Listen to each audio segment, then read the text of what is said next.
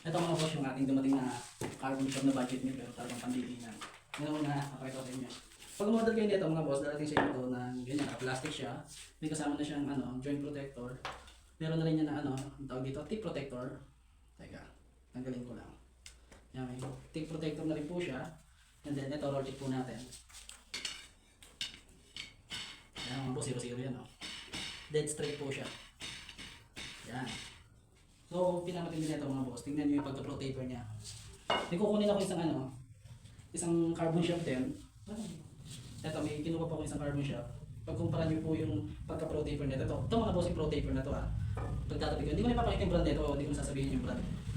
Ito mga boss, makikita nyo yung difference ng pagka-pro taper. Ayan. Dito, 12.5 sila parehas. Pero pagdating sa part na to, ayan, makikita nyo na yung laki ng diferensya. Halos nangalahati po yung size nito tsaka dito. Ang taba.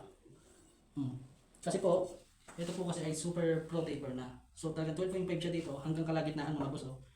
Kahit hanggang dito po lang kita kayo ng close bridge. Close bridge kaya. So ayan, 0-0 siya. Bago ko po ito tapakan, kasi magkakaroon tayong tapak test. Gusto ko muna ipakita sa inyo yung niya.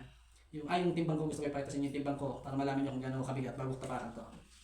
Nga po pala mga boss, siya po ay unbranded carbon shop. Wala pa po siyang brand. Dapat po talaga ito ay may brand. Logo ko po, wala lang kami naisip na pwedeng ilagay na yung logo ko o kung ano man.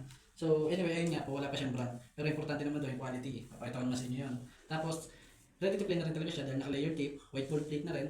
Tapos yun nga po, 12.5mm, super pro taper. Napakatibay, tsaka talagang mapower na rin po. Panalo na po sa 2,500. Tapos bago ko tapakan yung carbon shop, tingnan niyo po muna yung timbang ko. Ayan. Yeah. Ayun mga boss, ang ating timbang. Putang na, nasira pa yata. Nasira pa yata yung timbangan, biglang na naman. Buwisit na yan. 95 kilo yung kita sa mga boss. Ayun, 95 kilo tayo, yung tumigil bago mag-blackout. Pero tingnan natin kung kayanin ako ng carbon shop. Ito na mga boss, the moment of truth. Nakita niyo yung timbang ko, nasira pa yung timbangan, nag-blackout. Tingnan natin kung kayang hawakan na itong carbon shop yung timbang ko na 95 kilo. Ayan, tapakan ko po Hop. Ayan mga boss. Teka lang, wala. Hindi ako mapag-balance. Ayan. Hawak lang ako konti dito para hindi ako magtamba. Hop! Testing naman natin yung kanyang rolling after natin tapakan. Hop! Walang dyan. Ayan ba itsura ng tinapakan na 95 kilos mga boss? Dead straight pa rin po yun. Tapos talaga mga ready to play na ito pagdating sa inyo boss. Alpak nyo na lang sa radial bat no. Kasi nasa na siya, layer tip na rin. Itira natin konti. Sabi ko lang itong isang karami ka. Ganyan sa baba. Isa pa, talagang 0-0. Dead straight mga boss. Simple lang mga boss. Alam niyo naman hindi naman maganda kaya konting tira lang.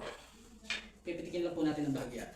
Siyempre, nagpatunayan na natin yung tibay niya. Napakan na 95 kilo. Ayan, pisang lang natin konti.